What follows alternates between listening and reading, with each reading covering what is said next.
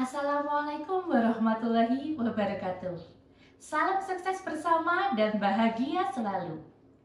Berdasarkan hasil rapot pendidikan tahun 2022, kemampuan numerasi murid SD Negeri Gumelar berada di bawah kompetensi minimum dengan capaian baru 1,59. Sebagian besar murid kami berada di kategori dasar dalam hal kompetensi pada domain geometri, menerapkan, dan menalar. Kualitas pembelajaran terkait dengan kemampuan numerasi juga berada di bawah kompetensi minimum dalam kategori disorientasi.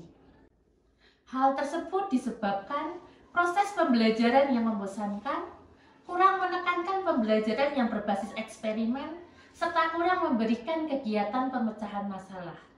Sehingga partisipasi murid dalam mengonstruksikan ide pemikiran kritis masih rendah. Berdasarkan identifikasi data tersebut, kemudian saya berefleksi. Permasalahan-permasalahan yang saya temukan ini menjadi tantangan bagi saya untuk menemukan sebuah inovasi pembelajaran yang sesuai dengan kebutuhan, minat, dan gaya belajar murid. Saya memanfaatkan platform Merdeka Mengajar fitur ide praktik untuk mencari berbagai referensi. Finally, saya menemukan sebuah ide untuk membuat inovasi pembelajaran yang saya integrasikan dengan program sekolah dan saya beri nama Program Listrik Merah Terintegrasi Coin City.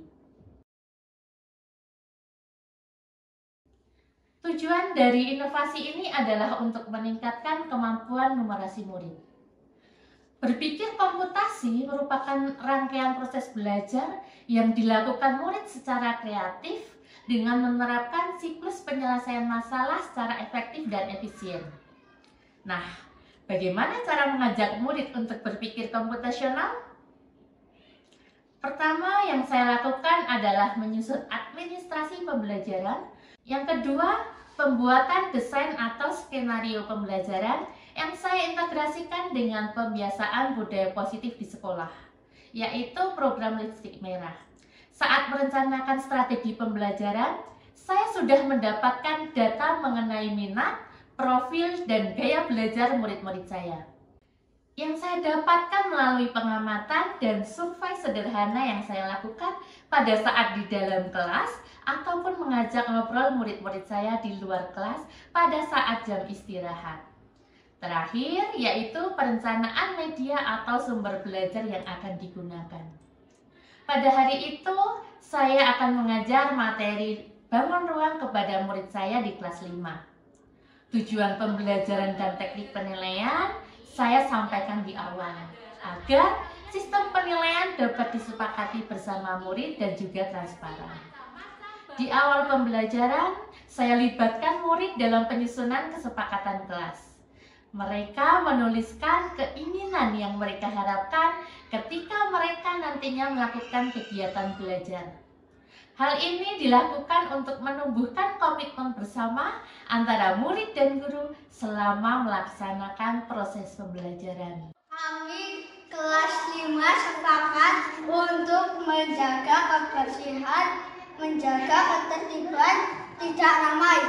Sebelum memulai proses pembelajaran, saya melakukan asesmen awal kognitif untuk mengetahui kemampuan awal murid terkait dengan materi bangun ruang.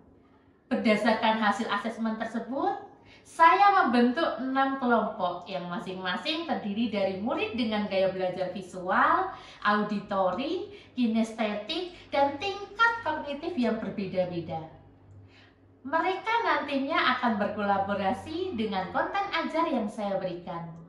Hal tersebut untuk menumbuhkan rasa kerjasama dan kebersamaan dalam menyelesaikan proyek-proyek yang nantinya akan menjadi tugas di akhir pembelajaran. Stimulus saya sajikan dalam slide PowerPoint dengan desain yang menarik dan full color, agar murid dengan gaya belajar visual dapat terfasilitasi. Murid dengan gaya belajar auditori, saya fasilitasi dengan menonton video animasi yang telah saya buat sebelumnya. Sedangkan murid dengan gaya belajar kinestetik memahami materi dengan bermain scan barcode IL. Konsep kegiatan belajar yang akan murid lakukan adalah dengan menggali informasi dari sumber-sumber belajar yang diberikan oleh guru terkait potensi lingkungan dan program budaya positif yang menjadi kekuatan di SD Negeri Gumelar, Kabupaten Banjarnegara. Kebetulan sekali, sekolah kami mempunyai sebuah program budaya positif Lipstik Merah yang sudah berjalan kurang lebih 2 tahun. Saya mengaitkan materi volume bangun ruang dengan benda-benda yang ada di bank sampah sekolah. Kemudian, saya memberikan sebuah permasalahan kepada murid untuk mereka selesaikan.